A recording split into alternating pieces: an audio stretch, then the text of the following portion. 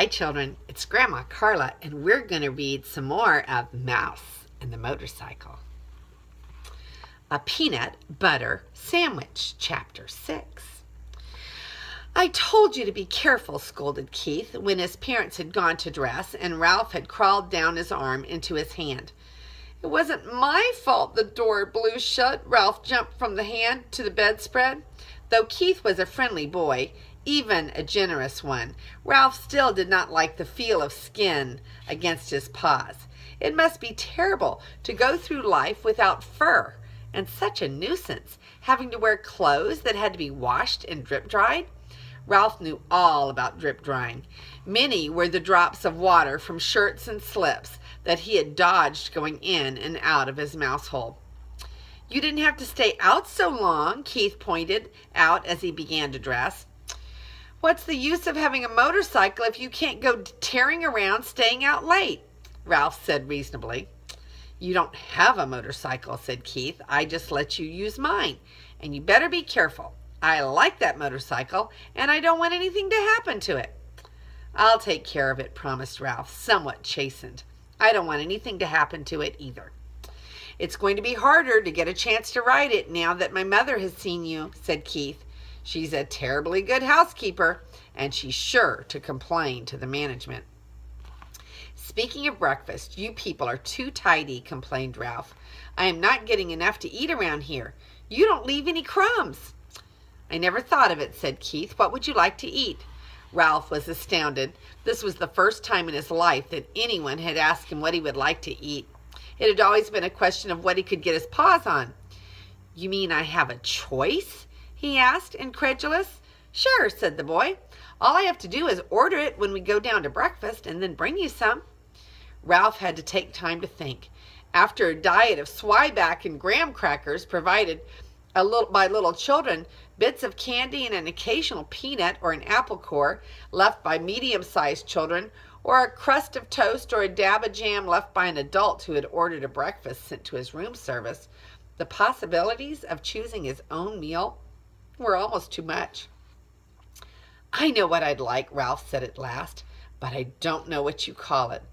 Once some people who said that they were almost out of money stayed in these rooms.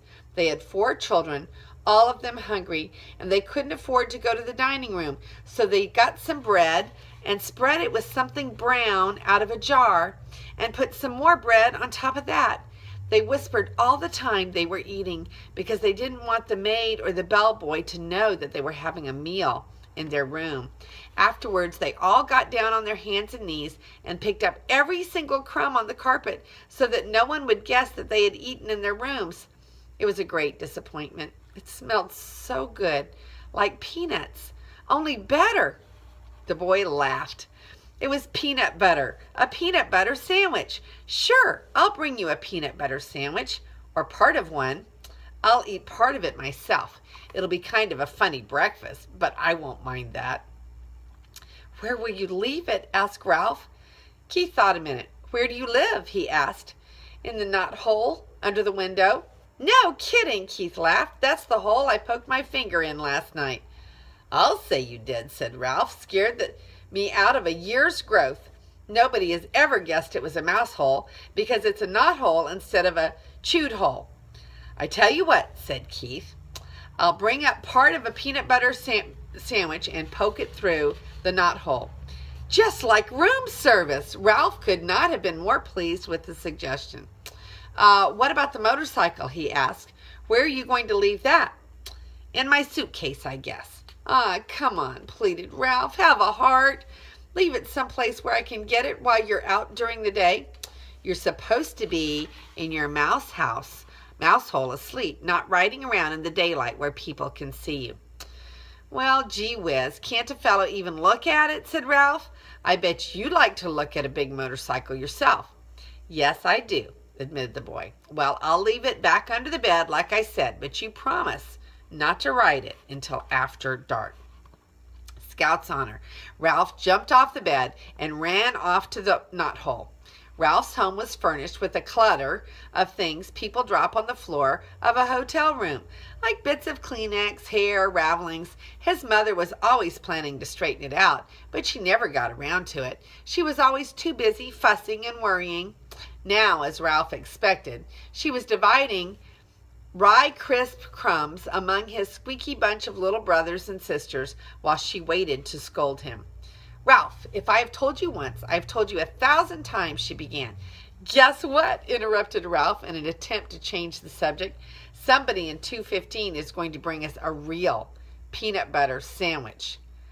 "Ralph," cried his frightened mother, "you haven't been associating with people?" "Ah, he's just a boy," said Ralph, deciding to keep the complete story of the dangers and the glories of the past night to himself. "He wouldn't hurt us. He likes mice." "That doesn't mean that he has to be bad."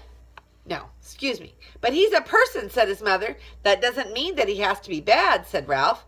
"Just like Pop used to say, people shouldn't say that all mice are timid just because some mice are, or that all mice play when the cat's away just because some do."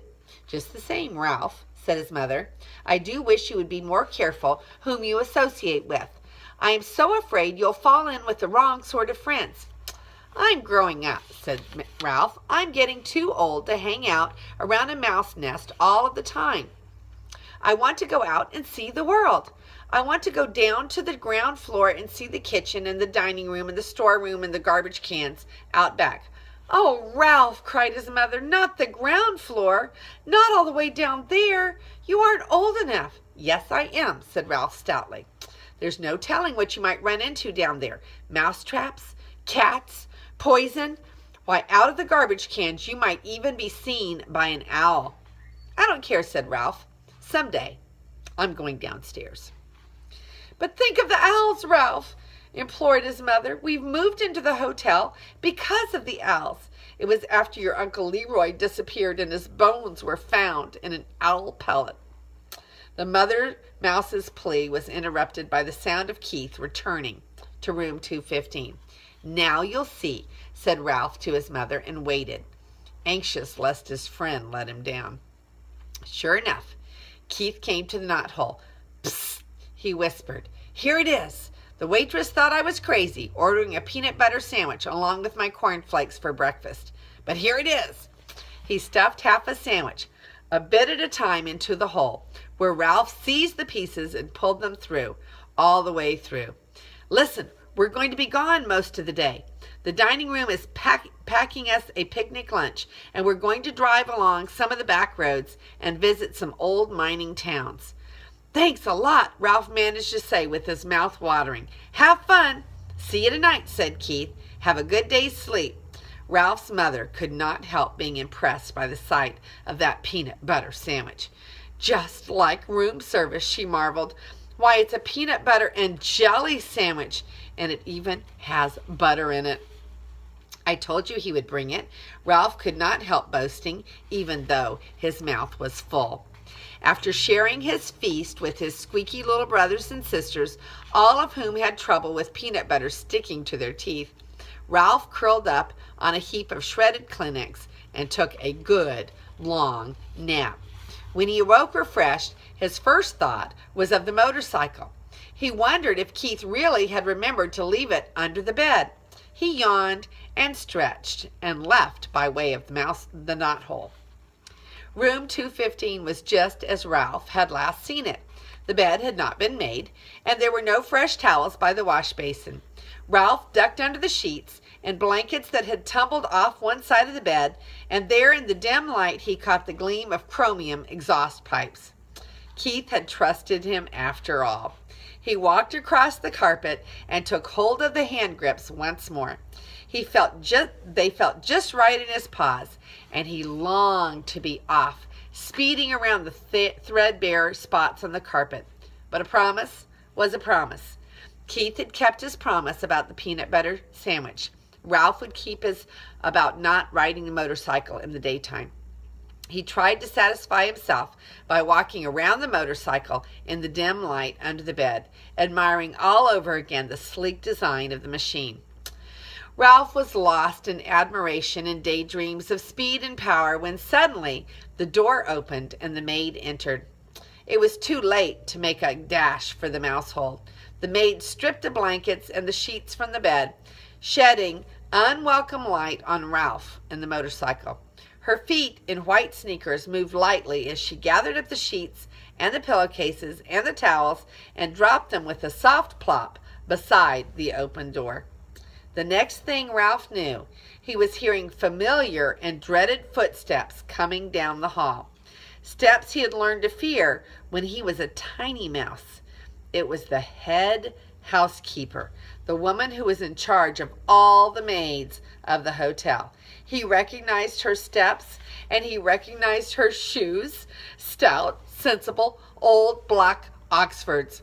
Nothing was ever clean enough for the head housekeeper, and Ralph's whole family lived in dread lest she discover their mouse hole. Now he held his breath, hoping she would go on down the hall, but no, she stepped into room 215. "Good morning, Marjorie," the housekeeper spoke crisply to the maid. "Be sure you clean 215 and 216 very thoroughly this morning. There's been a complaint from the desks. They suspect mice." "Yes, ma'am," said the maid. "Look behind all the doors, all the drawers," continued the housekeeper, "and in the corners of all the closets. Please report any evidence of mice, and be sure you vacuum under the beds. You have been good getting careless lately." With that, she walked briskly down the hall. "Old grouch," muttered the maid, as she reached into the hall for something that produced a sound that struck terror into Ralph's heart. It was the clang of vacuum cleaner attachments banging together. That is the end of chapter 6, A Peanut Butter Sandwich. Okay, remember, Ralph ran up Keith's sleeve when his mother spotted him. And look at that amazing peanut butter and jelly sandwich that they all get to share. And their home is rather messy. Look at their messy home. But of course, they're mice. And here's a picture of Ralph enjoying his piece of peanut butter and jelly in the middle of his little home behind the knothole. And here are the shoes of the head housekeeper with her black Oxfords walking down the hall to have the maid vacuum under the bed. This is Grandma Carla, and I love you.